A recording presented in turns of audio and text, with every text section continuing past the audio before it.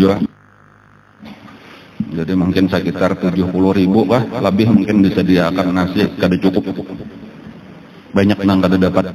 Allah a'lam. Ini nang di kapuh nih, mungkin nang bisa kumpul lah. Luar biasa. 2 ton berapa kah? Tarak 2,5 ton kalau dagingnya tuh. Apa artinya nah? Ya kaganangan kayak apa ngarannya nang sedang kita pelajari ini. Ketika bujur, sesuatu nang bujur kayak itu tulah, itu akan ditolong oleh Allah. Bila inya bujur, itu ditolongi oleh Allah. Nah, apabila sudah ditolongi oleh Allah, maka didapatlah nang disebut dengan Al-Fatah. Al-Fatah itu kalau secara bahasa itu terbuka. Nah, tetapi sebenarnya berarti kemenangan. Jadi bilanya bujur ditolongi Allah, bilanya ditolongi Allah menang. Nah, tandanya menang. Wa ra'aitan nas yadkhuluna fi dinillahi afwaja.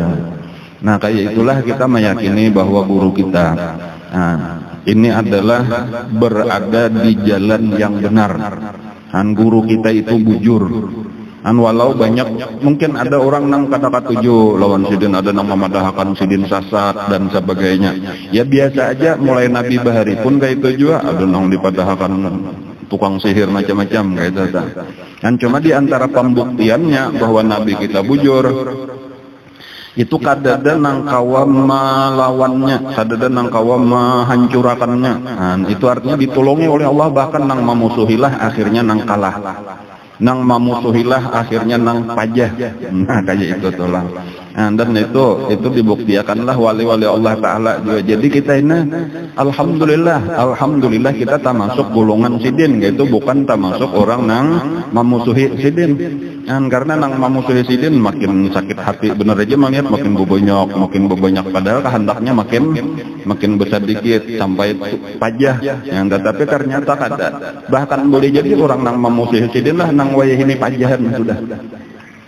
Bukan kita membenci, bukan kita memusuhi mereka, kada. Cuma ini untuk menguatkan hati kita aja bahwa kita ini bujur sudah. Kita ini berada di jalan yang benar, mengikuti guru kita ini bujur sudah. Walaupun dengan bermula dengan kesakitan, tetapi akhirnya perlahan-lahan semakin dimudahkan Allah. Jadi kita ini ngarannya menyambung benar aja lagi guru lah nang memulai. Kita ini sekadar mutabaah semampu-mampu kita. Dengan harapan sebuting aja. Mudah-mudahan kayaknya kita dikumpulkan lawan sidin. Itu aja kayaknya di akhirat. Jadi ayolah kita beruyuh-uyuh dulu karena ini berat nih menjaga supaya jangan putus. Supaya jangan putus, supaya taruh sampai ke akhirat ini tak kumpul lawan sidin. Menjaga ini tali mahabbah ini nang penting. Jadi salah satunya ya kita membulik-bulik pelajaran sidin mengingat-ingatkan.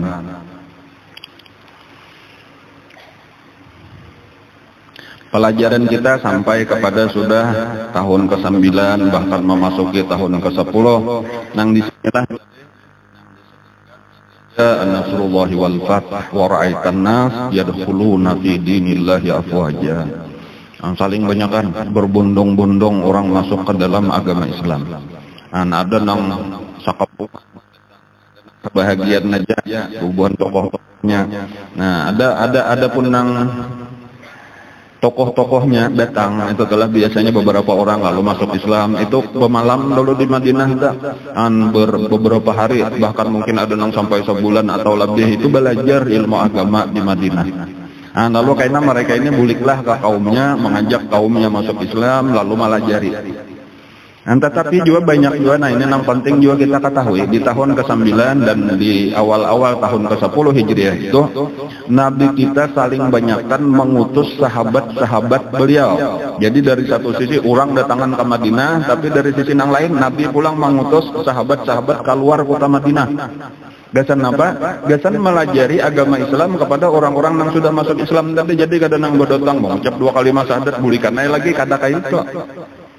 Jadi Islamnya itu penting dibina, penting dibimbing. Jadi disitulah banyak sahabat-sahabat yang diutus oleh Rasulullah untuk mengajarkan agama Islam di tempat-tempat yang sudah masuk Islam. Di antaranya yang terkenal lah itu Sayyidina Ali karramallahu wajhah. Kemudian juga yang terkenal utusan Nabi itu adalah Sayyidina Mu'adz bin Jabal. Dan ada lagi yang lain-lain, ada Abu Musa al-Asy'ari.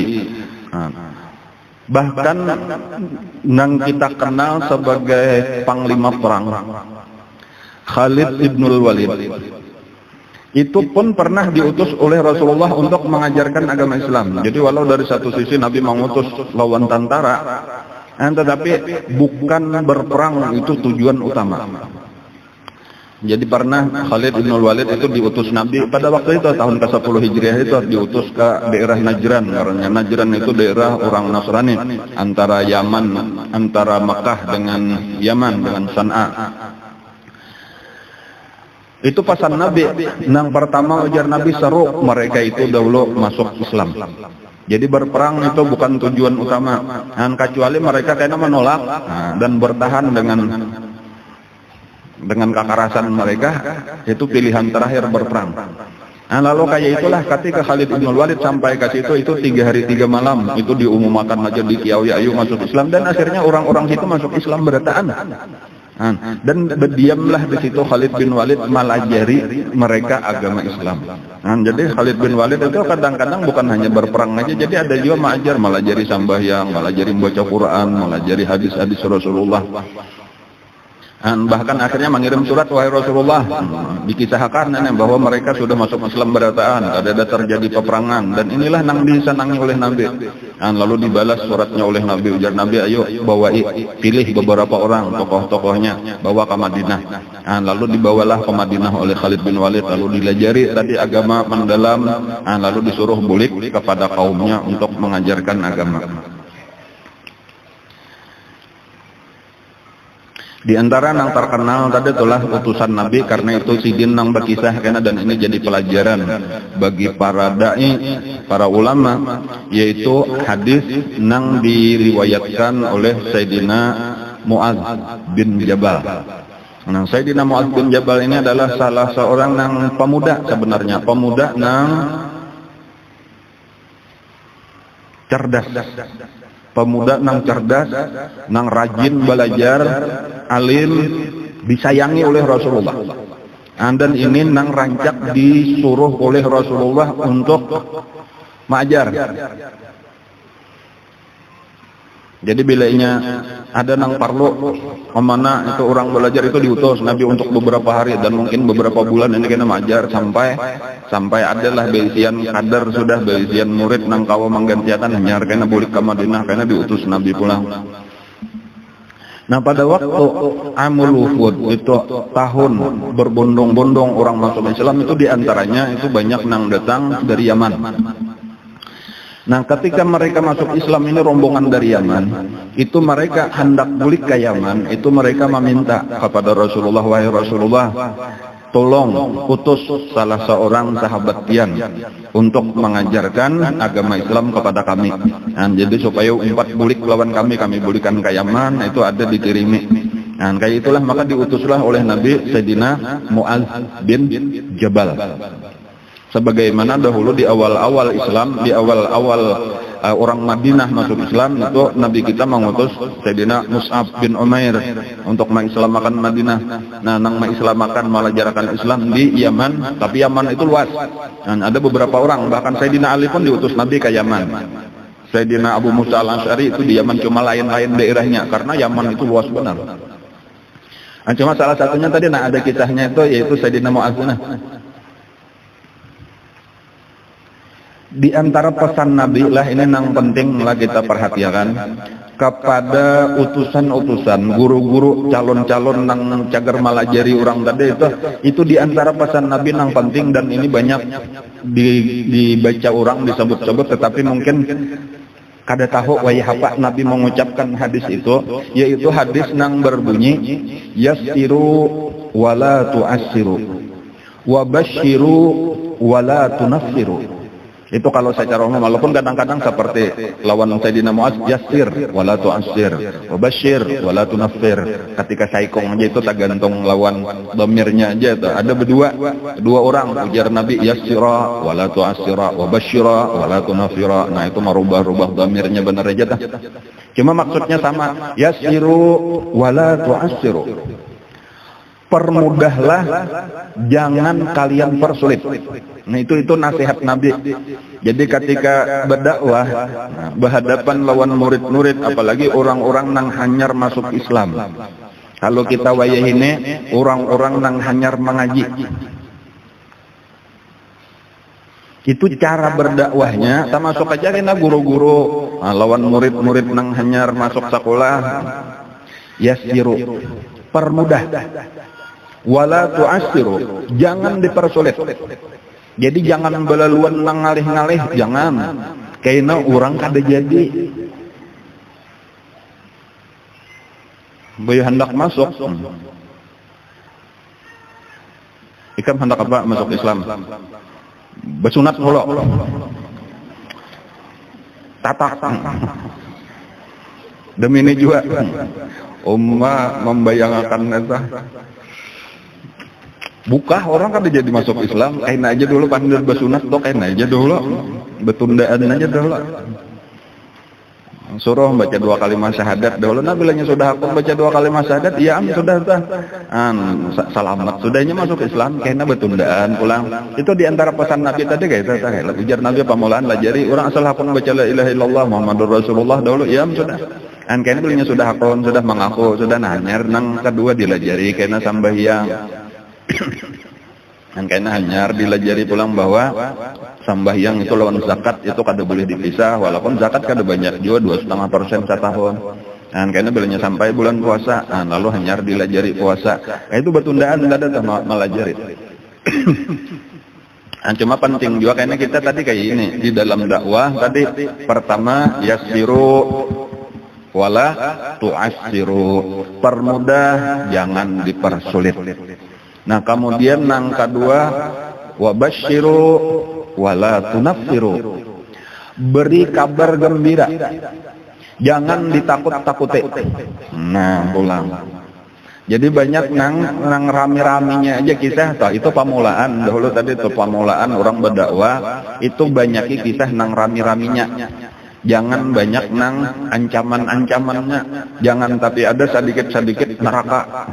Sedikit-sedikit kisah ada diterima, ikam neraka. Jangan kayak itu tuh, kayaknya orang merasa ngalih bener di dalam agama Islamnya, bilang kada ada nang kawannya ke surga kita.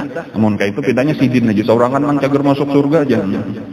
Tina sarah beluput aja berataan ikam kayu ini ikam neraka, ikam luput juga ikam neraka juga. Siapa nang ke surga siapa habisannya? Aku seorangan aja. Mau kayak itu aja. Orang bukaan raya jarang kangalihan ke surga, baik kita jalan lain aja.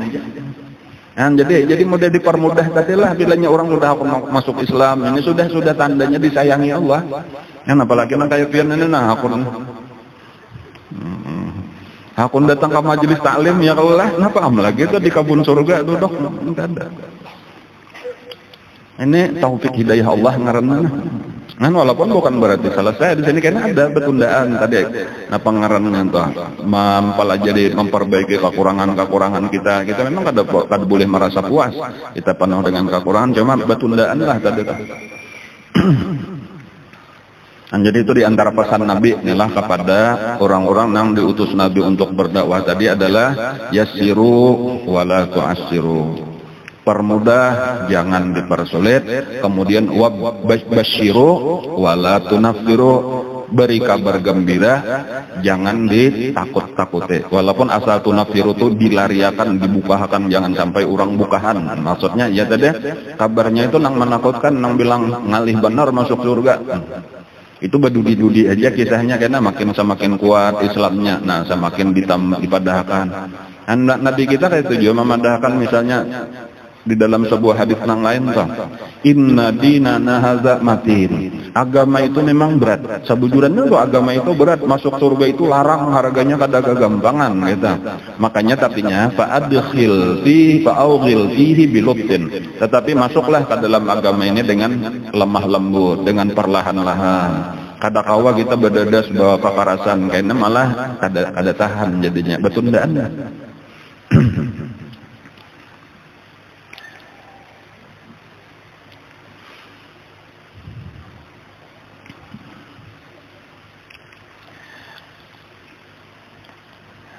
Nah kayak itulah tadilah agama Islam tersebar. Ditambah juga ini penting, bukan sekadar banyaknya orang Islam, tetapi mungkin nang wayah ini penting juga diperhatikan. Memang pada dasarnya wayah ini kita mengingat orang berbondong-bondong masuk agama Islam. Banyak orang masuk Islam, bahkan orang Islam sendiri banyak nang masuk Islam. Artinya apa nah? Artinya orang sudah Islam benar aja KTP-nya tapi kada tahu apa-apa asalnya, tetapi mulai terbuka untuk menuntut ilmu. Ini ngarnya orang Islam masuk Islam. Bahkan bagi kita nang penting ini kita nang sudah Islam nah. Ini nang penting untuk mendalami agama Islam. Adapun orang nang kada Islam itu terserahnya aja hendak ayo, kada hendak urusan inya la ikraha fid din. Tidak ada paksaan di dalam beragama. Qad tabayyana rusdu minal ghayy. Jelas saja sudah nang bujur lawan nang salah, nampak aja asal hakun berpikir, asal hakun maniat. Liati andi saurang, liati andi urang kaliatannya kayaknya nang bujur, nang mana nang salah. Nah lalu sesudah masuk Islam, nang penting tadi adalah pelajaran agamanya ini. Nah ini mungkin nang kurang. Jadi maksudnya tadi ini umat Islam jumlahnya banyak, tetapi nang menuntut agama, nang mempelajari agama Islam ini lagi nang kurang. Dakwah lagi nang kurang. Dakwah nang bujur. Dakwah nang sesuai lawan nang dicontohakan Rasulullah sallallahu alaihi wasallam. Nang kayak apa garang dakwah nang bujur tadi dah? Lah dakwah nang bujur itu adalah mengajarkan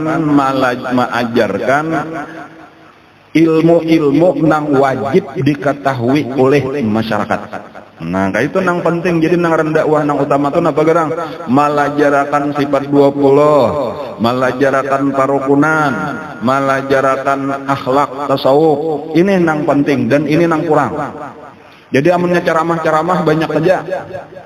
Tetapi itu bukan berarti melepaskan kewajiban sehingga kita tetap kada tahu apa akidah nang wajib nang ahlu sunnah wal jamaah, bahkan kayak apa ibadah nang bujur mulai membasuh najis, membedakan banyu, cara berudu, cara mandi wajib, sembahyang nang bujur, bacaan Fatihah nang pas, hurufnya, makhrajnya, panjang handapnya, tajwidnya, kayak itu nang penting.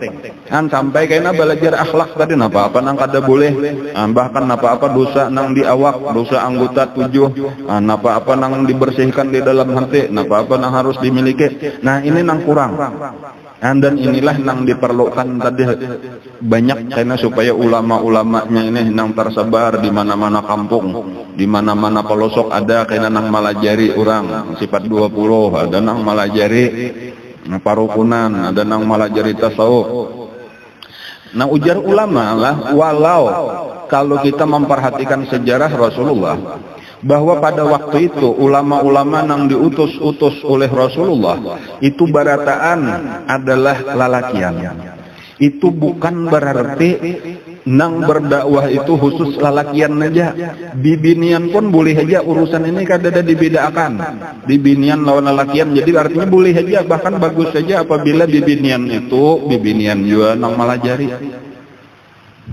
Nah, cuma tinggal bibiniannya lagi mengaji juga, jangan asal bisa bapandir bener aja.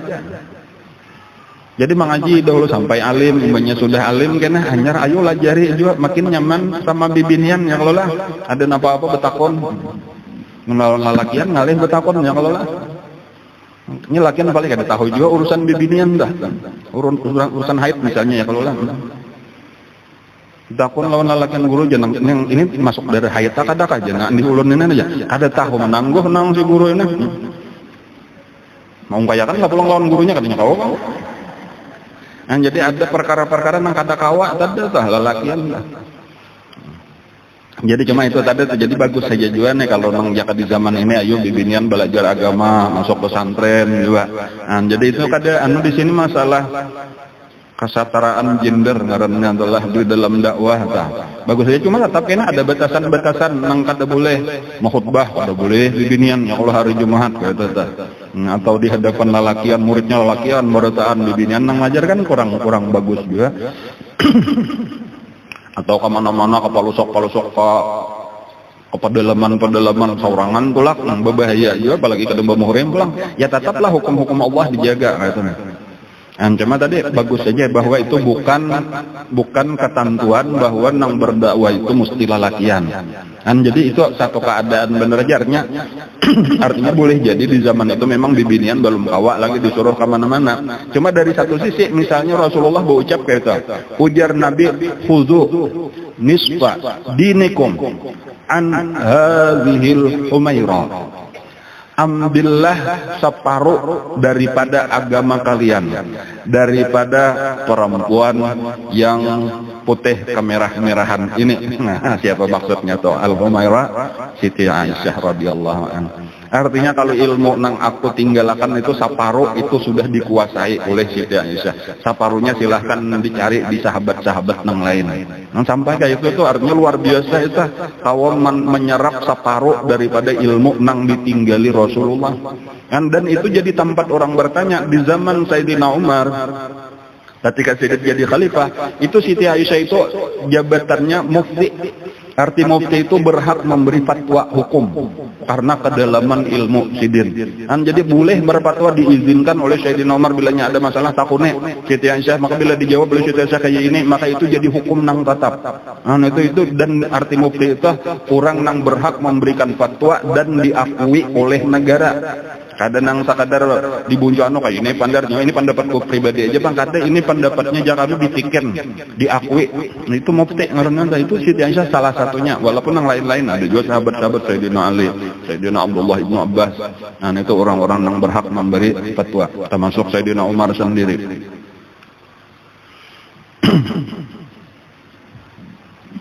Itu diantara tadi peristiwa-peristiwa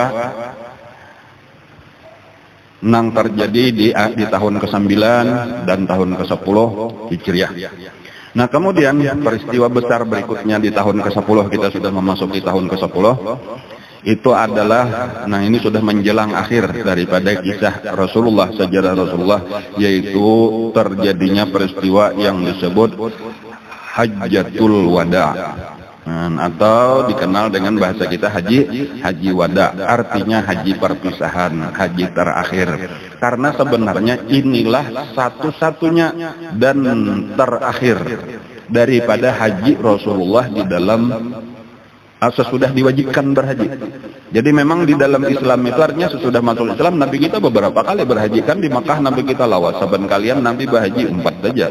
Dan bahkan dikenal Nabi kita ada riwayatnya kayak itu. Walaupun disebutkan bahwa Nabi terus berhaji. Jadi rancak Nabi berhaji kayak itu. Cuma waktu itu belum diwajibkan. Kayak itu. Jadi nang diwajibkan itu ya nang di tahun ke-10 Hijriah inilah, dan Nabi nang berhaji. Maka diumumkanlah oleh Nabi bahwa wajib berhaji. Bagi siapa nang mampu berhaji, ayo tulakan, aku sendiri hendak tulak. Bahasa kita kayak itu. Maka berkumpulanlah orang di Madinah. Bahkan banyak nang menyambang di tengah jalan. Sampai akhirnya itu diperkirakan, walaupun kadang-kadang kau menghitung karena kebanyakannya itu ujar Sayyidina Jabir, Sayyidina Jabir ibnu Abdullah tuh kayak itu aja, aku beparak waktu itu di tengah jalan, aku memaraki Rasulullah, tunggangan Rasulullah. Lalu aku melihat di hadapan Rasulullah itu maddul basar. Arti maddul basar itu sejauh-jauh memandang kada kelihatan hujungnya manusia aja. Lalu aku cangangi di kanan Rasulullah, maddul basar juga sejauh-jauh mata memandang manusia aja, ada nang betunggangan, ada nang berjalan. Di sebelah kiri kayak itu juga, di belakang ditoleh kayak itu juga. Jadi ada nang memperkirakan itu lebih daripada 100.000. Jadi nang berhaji bersama Rasulullah di tahun ke-10 Hijriah itu lebih daripada 100.000. Totalnya. Wallahu alam berapa persisnya kata kaum hitung, namun sudah nangka itu nang kita haulan di sini aja kata kaum hitung ya kalau lah. Dan paling-paling tadi melihatin nasi bungkus saja. Nasi bungkusnya berapa aja sekitar 70 ribuan. Mayu lah kada mayu berarti lebih 70 ribu kayak itu aja. Ya mungkin parak 100 ribuan orangnya ya kalau lah boleh jadi kayak itu. Dan di mana-mana tempat hibak aja. Apalagi waktu sembahyang, ya Allah, berebut banyu kada bemayuan, listrik kada tahan.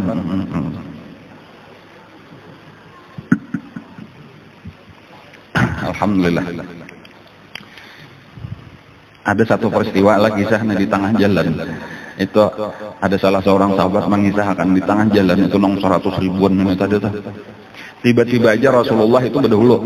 Rasulullah berdahulu lalu bermandak. Jadi Nabi belaju lalu bermandak mahadang rombongan nang tadu dia. Sakalinya apa? Sakalinya di tengah jalan itu ada anjing hanyar baranakan. Jadi anaknya hanyar keluar beberapa ikong anak anjing. Pas di tengah jalannya kata ngaran anak baranak kada kau maarit lagi juga kalau lah. Ada kawan anak ketinggir dahulu ada sawat lagi rupanya bah. Jadi di tengah jalan. Lalu Nabi bertahan Nabi di situ supaya jangan tarampak orang. Dan bahkan pahabisannya Nabi menyuruh bebelok artinya di riong itu nah jadi bebelok supaya ke pinggir dahulu kurang 100 ribu kada gagampangan diatur ini. Dan sampai Nabi pahabisan meminta bantuan beberapa orang sahabat untuk mundur jadi polisi lalu lintas. Nang kayak maatur parkiran kita di nona pilok situ hanyar kayaknya mau bulik pulang sudah demi seekor anjing dengan anak-anaknya. Itu napa ujar orang itu nangaran rahmatan lil alamin wa ma arsalnaka illa rahmatan lil alamin. Nabi kita itu penuh kasih sayang sampai kepada anjing sekalipun. Nah, kadang-kadang bah bayi anjing nanti tipak aja, buang aja, timbak aja kada kayak itu tuh, masya Allah. Itu kisah Rasulullah kayak itu tuh sampai anjing itu ya tuh dijaga, jangan sampai. Artinya apa? Jangan sampai celaka kayak itu dah gara-gara kita. Padahal ini orang-orang nang mulia.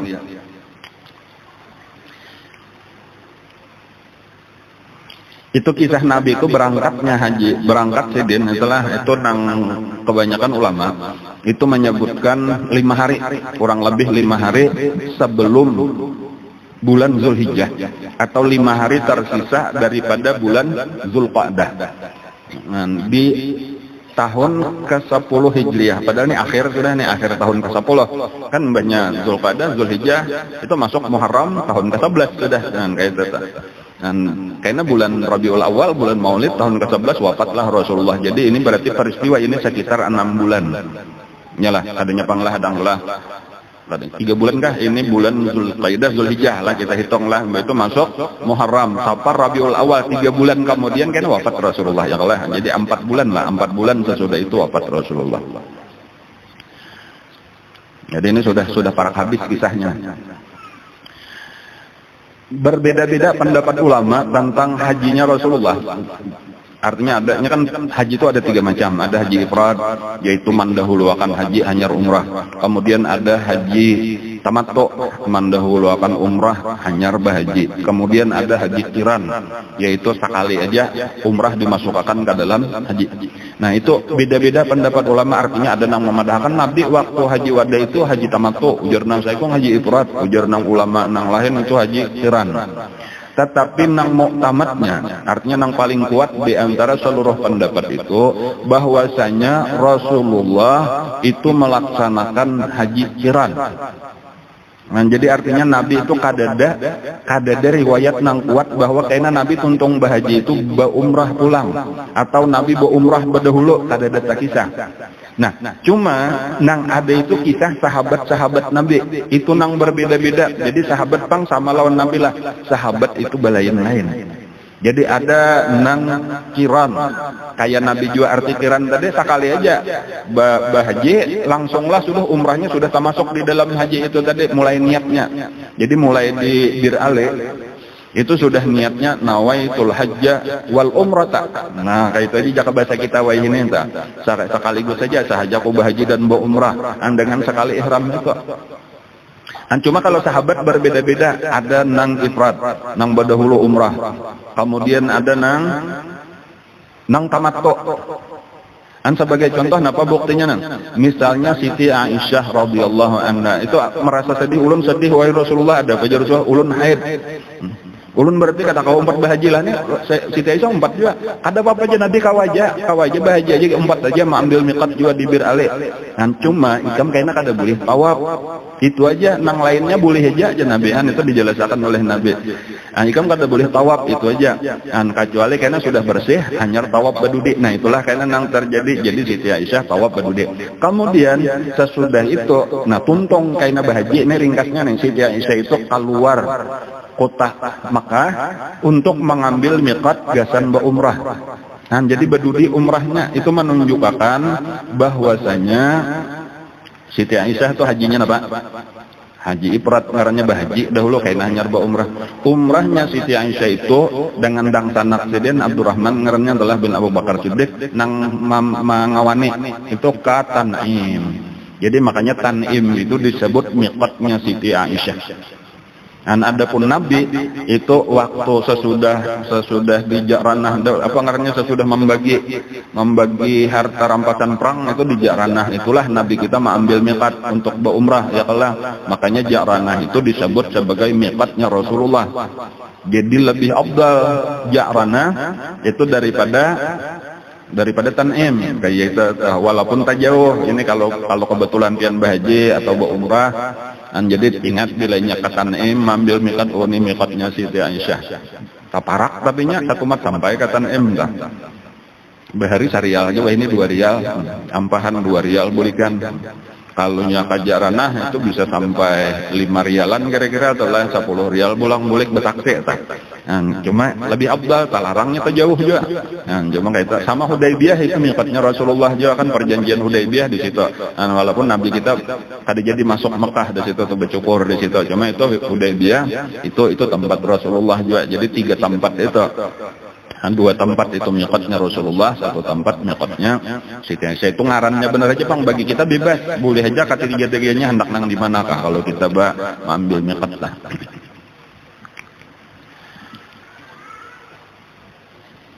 Nah, lalu ringkasnya Nabi kita beserta dengan sekitar 1000 orang tadi itulah. Jadi Nabi berangkat di akhir daripada bulan, sekitar 5 hari masih bulan Zulqa'dah. Ujar ada nang menghitung-hitung itu hari Sabtu. Jadi Sabtu, Ahad, Senin, Selasa, Rabu. Hari Kamis itu sudah masuk bulan Zulhijjah. Karena apa maka hari Kamis Zulhijjah? Karena tanggal 9-nya hari Jumat kan, Kamis, Jumat, 9-nya kalau lah itu menghitung itu hari Jumatnya itu hari Arafahnya, karena itu Haji Akbar ngarannya. Jadi waktu Nabi itu hari Arafahnya hari Jumat, makanya disebut Yaumul Hajjil Akbar. Hari Haji Akbar. Dan sampai wayahine itu bila ini takana wukuf di Arafah hari Jumat disebut Haji Akbar. Dan cuma kita kata kau menangguh nang pertama tahun ini napa nya karena pengumumannya sudah parak hariannya itu. Dan tanggal 1 lah orang tahu. Cuma biasanya nang di Mekah itu nang ulama-ulama di Mekah menetapkan model kayak kita bulan puasa juga tak. Karena ada pengumuman resmi dari pemerintah kayak itulah juga bulan awal Zulhijjah. Dan itu kada kawa diri kayasa, kada kawa diulah-ulah. Ada orang menanya anu aja sakahendaknya bukan Raja Arab itu bisa dirubahnya. Kadanya bukan nih Bang merubah-rubah tuh. Dasar memang kayak itulah sudah dosanya genal benar merubah itu. Namanya orang kada sah bahaji. Aturannya hari Jumat dirubah ke hari Sabtu. Misalnya aja tuh dirubah ke hari Kamis. Orang lah menanggung dosanya berapa juta orang bahaji kada sah. Kada wani, ulun yakin kada wani Raja Saudi. Nah, jadi itu menyatakan hari misal ada hari Kamis misalnya tuh aturannya aja hari Jumat nih, cuma raja benar mau ubah jadi kahandakan Haji Akbar tapi kata kawa ya kita terserah aja lagi, apalagi zaman wahini kita wahini kan menyatur misalnya berapa tahun hanya tulak kayak itu. Nah kawalah kita menantun aku menyatur nang kayaknya tulaknya Haji Akbar awalah nyata kata kawa. Nah, jadi cukup lawan niat saja jakanya kawa wah hendak bener bahagia Haji Akbar ya kalau lah. Nah itu cukup aja sudah niat walau kada menyatur. Nggak ada berduit kata kawa, aku nih jangannya ada berduit, hendak kawa langsung aku memilih tulak Haji Akbar. Kayak itu niat benar aja cukup aja sudah.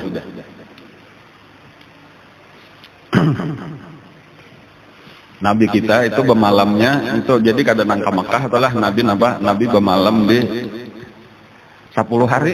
Nabi pas saya lah jadi 10 hari Nabi hanya sampai itu kurang lebih hanya sampai ke Mekah. Perjalanannya lawas misalnya orang saling bunyakannya Allah. Bermalam di Mina. Jadi gitu kalau kisah Nabi itu bermalam di Mina. Makanya kalau sebahagian orang misal nang Haji Plus nang kawa maatur itu hari ke-8 itu bermalam di Mina. Jadi ke Arafah itu mulai Mina. Tetapi kalau kita nang haji biasa itu mulai di apa ngarannya mulai di hotel itu langsung ke Arafah aja hari ke-8 karena memang kesulitan maatur. Jadi amanya Nabi memang kayak itu Nabi tadi bermalam di Mina dahulu karena sampai hari Arafah itu lalu berangkatlah Nabi kita ke Arafah. Lalu Nabi kita bermalam di Arafah.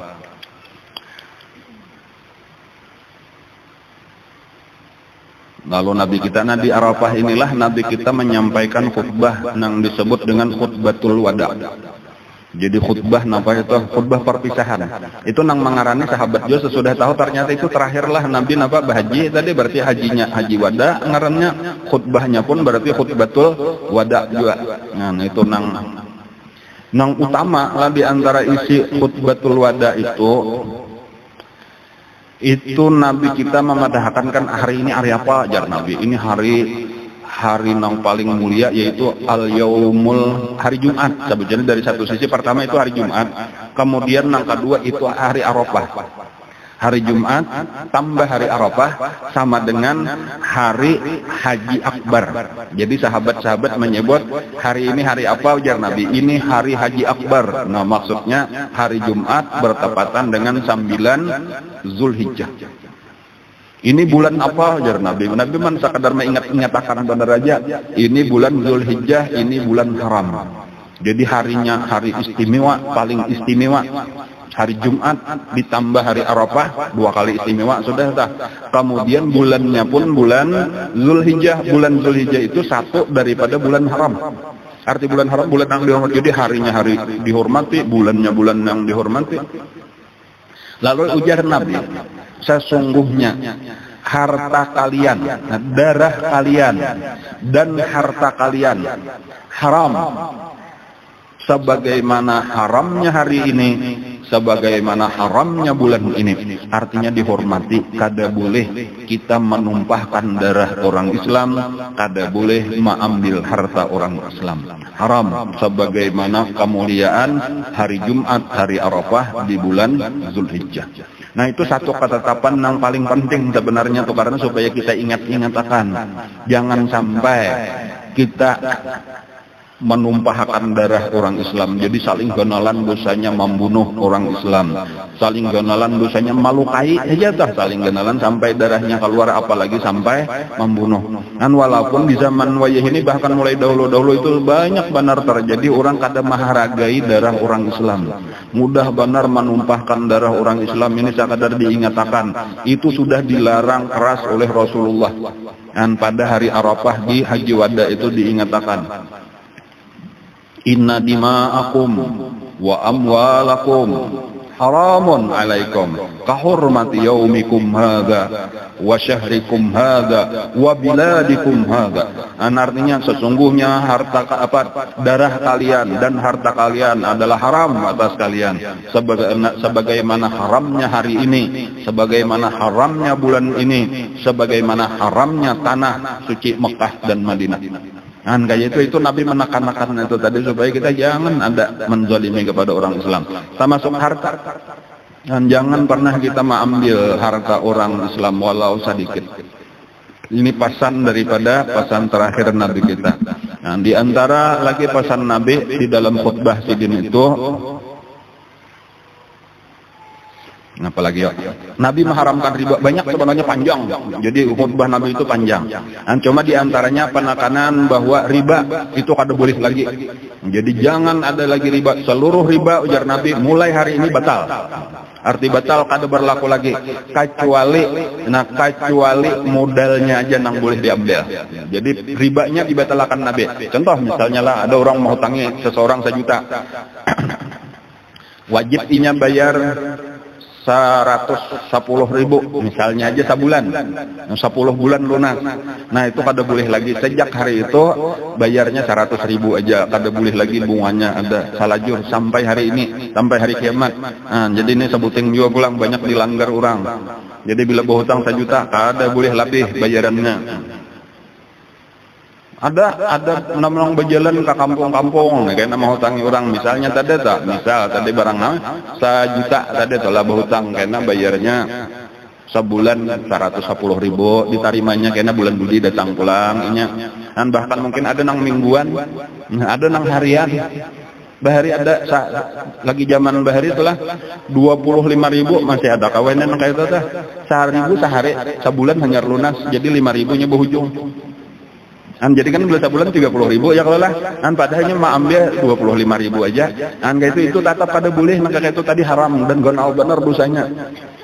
Riba nang kaya itu di dalam sebuah hadis itu lebih besar daripada 30 kali berzina, ada hadisnya. Jadi baik nang membayari kah, nang menerima kah, sama dosanya lebih besar daripada 30 kali berzina di dalam agama Islam.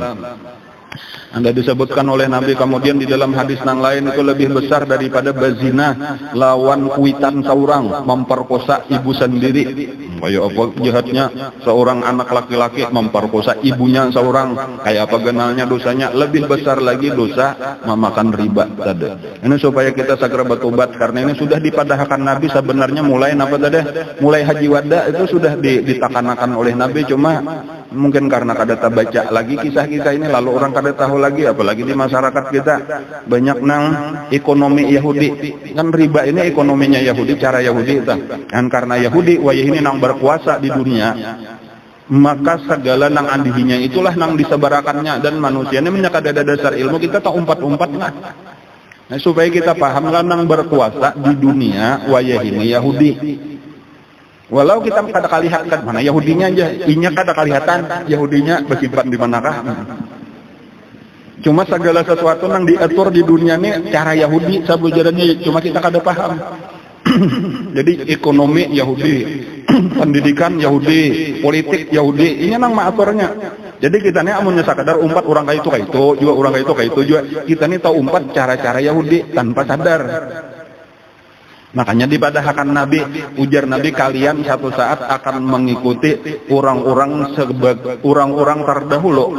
Kalian ini satu saat akan mengikuti orang-orang sebelum kalian, langkah demi langkah, tapak demi tapak kaki, sampai ujar Nabi, seandainya mereka masuk ke lubang biawak, niscaya kalian akan masuk ke lubang biawak.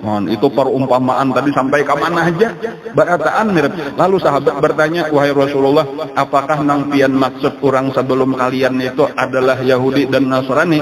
Napa jawaban Nabi? Siapa lagi? Siapa lagi pada Yahudi dan Nasrani.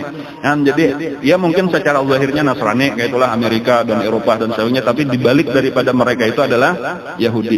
Jadi Yahudi Nasrani kayak itulah sebenarnya nang maatur dunia wainena. Jadi orang-orang nang kurang ilmu agamanya, nang sekadar di KTP benar aja Islamnya, inilah nang diikutinya, bahkan inilah nang dianggapnya hebat dadasa. Kayaknya bila makanya penting kita mendalami agama Islam supaya tahu, ini berarti luput lawan agama, ini berarti tak salah. Amunnya aku membela ini berarti tak bila nang botil ngarannya, kayaknya berat urusannya di akhirat. Namun di dunia bolehlah ini berjaya karena ini berkuasa memang wahine, tetapi ini urusannya kayaknya kita bertahan cagar mati. Karena kita dipertanggungjawabkan di akhirat. Kenapa maka kita umpatan Yahudi nang dibila mati-matian, nang dan Nasrani padahal agama Islam nang paling bujur ada aja sudah. Jadi kita supaya paham lah, supaya kita tahu nang ini nang karena Islam nang kayak ini. Lalu kita betundaan lah, kita bujurakan ekonomi, kita bujurakan betundaan ekonomi Islam nang berberkat, nang membawa kebahagiaan dunia akhirat itu ekonomi Islam, nang berberkat membawa kebahagiaan dunia akhirat pendidikan Islam.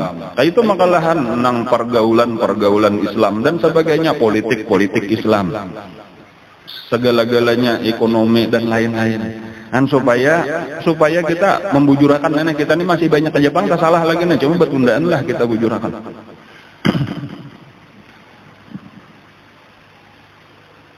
Itu disampaikan oleh Nabi banyak, ada di antaranya melarang riba, tadi melarang berzina, melarang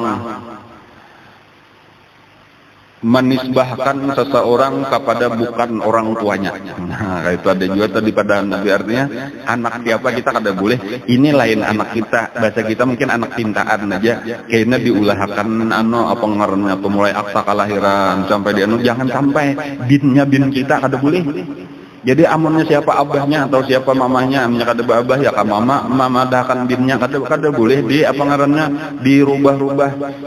Itu bukan daripada Islam. Makanya juga pulang untuk adopsi itu bukan daripada ajaran Islam, itu sudah dibatalkan.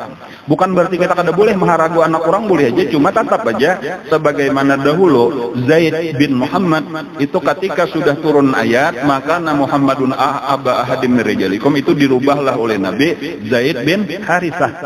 Cuma tetap aja Zaid itu diharagu oleh Nabi.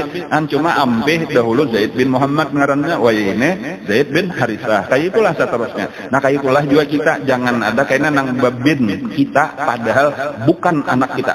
Nah, kada boleh lagi, itu haram di dalam agama. Nah, itu enak kayak itu penting untuk kita pelajari gitu, untuk supaya dijagalah di dalam hidup kita. Kena berujung berdosa bener aja tadi. Jadi anak angkat kangarnya anak apalagi sama lah anak pintaan.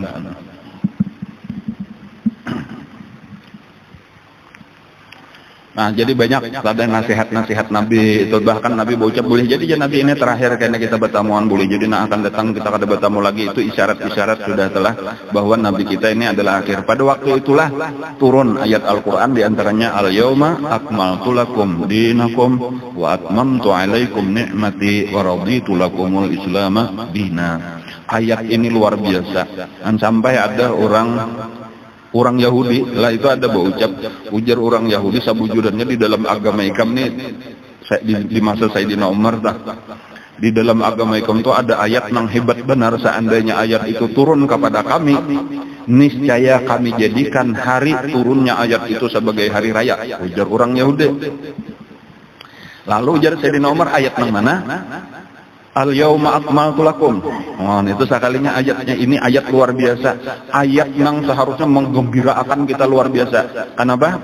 Karena dari satu sisi tadi itu memang menunjukkan kesempurnaan sudah agama al-yauma pada hari ini.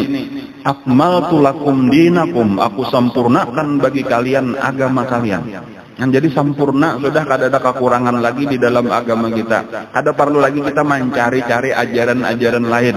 Kada perlu lagi kita memakai ideologi lain dan sumber-sumber hukum nang lain. Inilah sudah lengkap dari Allah nang maulah kita, nang maulah bumi, maulah langit, pemilik dunia, pemilik akhirat. Tuntunannya sudah lengkap. Kenapa lagi kita masih memilih nang lain? Padahal sudah agama kita sempurna. Al-yauma akmaltu lakum dinakum wa atmamtu alaikum ni'mati, dan sudah aku sempurnakan atas kalian nikmatku. Dan kesempurnaan nikmat itu adalah dengan diutusnya Rasulullah sallallahu alaihi wasallam.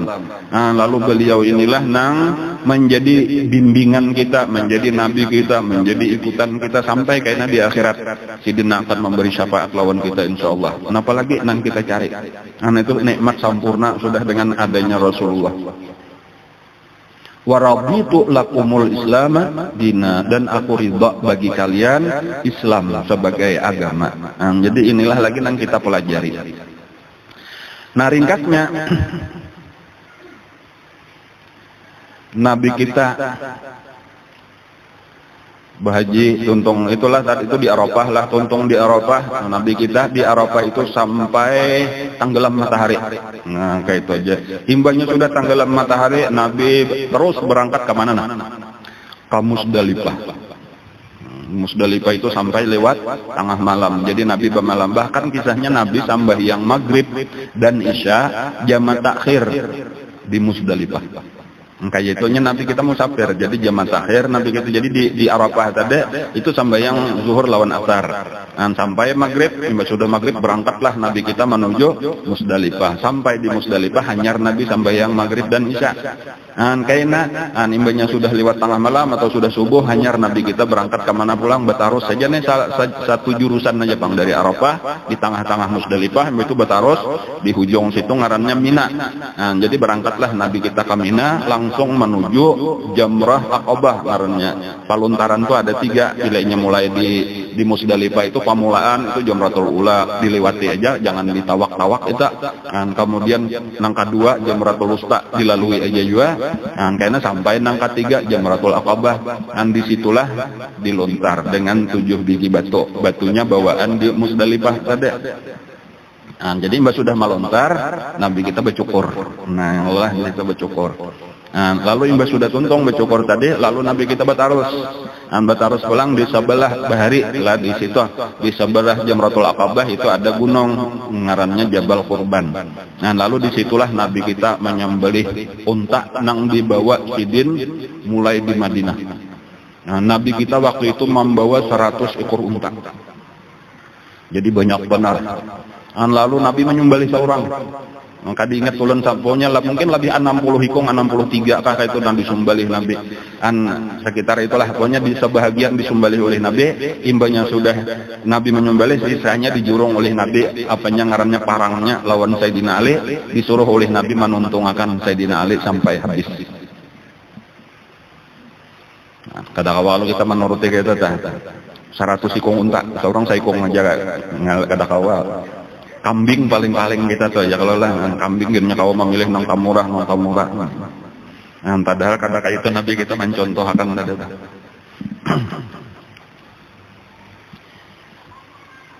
Nah, lalu imbas sudah itu tadi hanyar Nabi kita ke Makkah, lalu tawaf, lalu sa'i, lalu tahallul sani ngarannya ya kalau lah.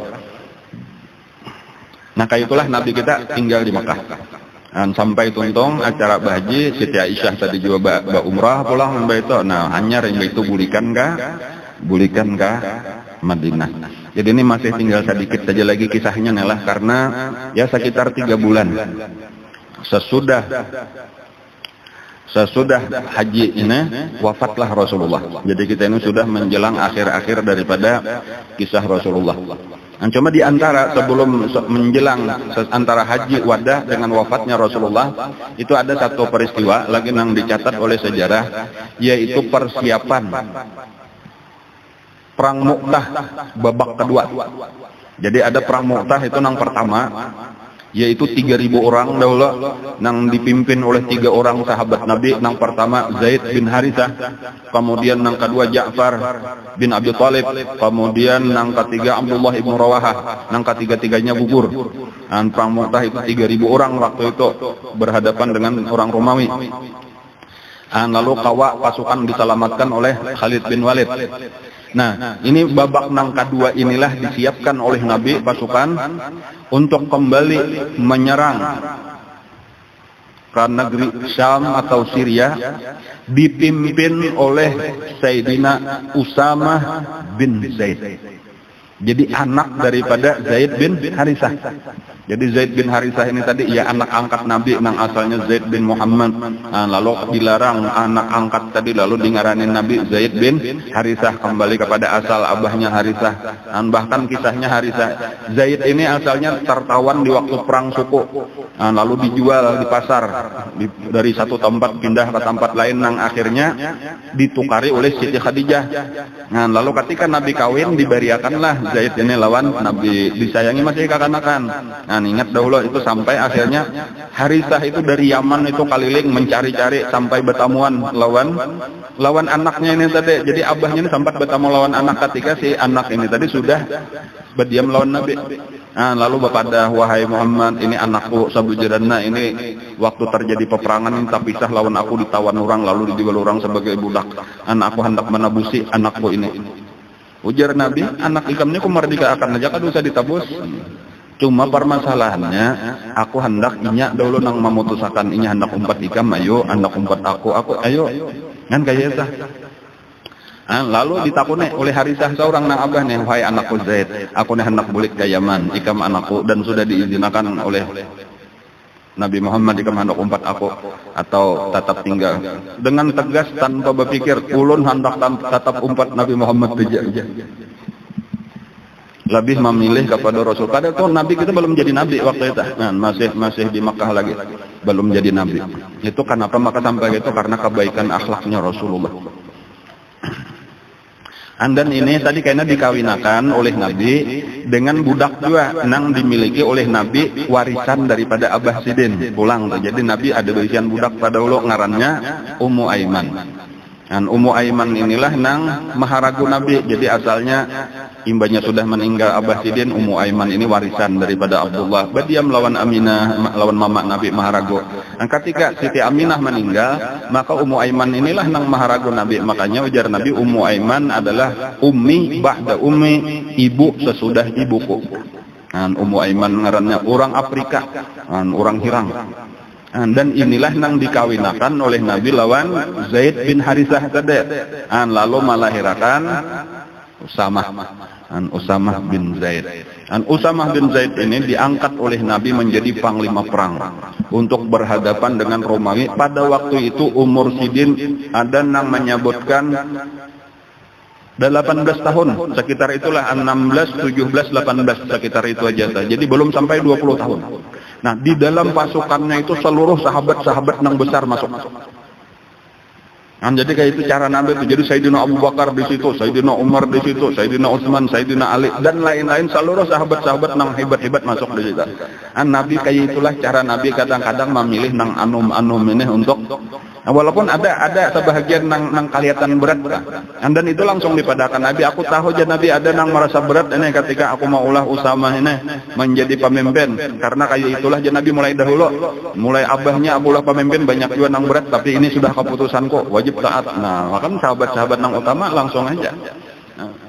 Bahkan ada orang bertakun lawan Sayyidina Umar, kenapa biar maka hakun aja, maka nang memimpin kekanakan nang kaya dah, maka hakun aja umpat. Ujar Sayyidina Umar, aku berperang karena Allah, bukan untuk menjadi pemimpin, bukan untuk menjadi panglima perang. Siapa-siapakah nang ditunjuk Nabi, aku umpati aja.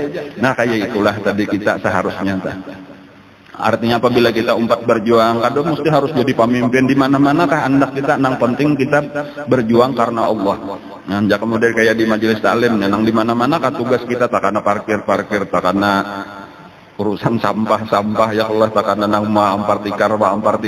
Di mana-mana kah beraja dan kada usah jadi kepala bagiannya. Aku jadi ujangnya dulu ketua, aku naik umpat mendangannya juga menjadi anunya. Nah, kita bukan mencari jabatan di sana. Itu contoh orang-orang yang hebat gitu. Sayyidina Abu Bakar jadi bawahan oleh Sayyidina Usamah bin Zaid. Nah, lalu disiapkanlah oleh Rasulullah pasukan, lalu dikirimlah ini. Walaupun kaina kitanya karena persiapannya ini panjang, itu kada sempat lagi sampai, masih di tengah jalan itu mereka sudah mendengar bahwa Rasulullah wafat. Nah, jadi dan Sayyidina Usamah ini kada tahan. Apalagi sahabat-sahabat tadi banyak juga, maka bulikanlah Nabi Garing itu lalu ada wafat tadi, lalu bulikan untuk kembali ke kota Madinah. Nah, jadi ini kan dijadi, tetapi kayaknya diteruskan peperangan itu oleh Sayyidina Abu Bakar Siddiq. Jadi kayaknya bahasa pulang, cuma Nabi sudah mempersiapkan. Dan bahkan sempat dikirim, cuma kada sempat hanyar keluar kota Madinah sedikit mendengar Nabi Garing, lalu bulikan, lalu bertahan sampai Nabi wafat. Kemudian kayaknya Sayyidina Abu Bakar Siddiq jadi khalifah, lalu dikirimlah bahasa oleh Sayyidina Abu Bakar Siddiq. Nah, itu mungkin kira-kira pelajaran kita pada hari ini. Dan yang terakhir daripada pelajaran kita insyaallah kayaknya adalah menjelang wafatnya Rasulullah SAW. Dan ini adalah akhir daripada sirah nabawiyah, pelajaran daripada kehidupan Rasulullah SAW. Mudah-mudahan kita mendapatkan berkah daripada pelajaran kita. Amin ya rabbal alamin. Ala hadhihi niyat wa ala kulli niyatin shalihah wa ila hadratin nabi. Al-Fatihah.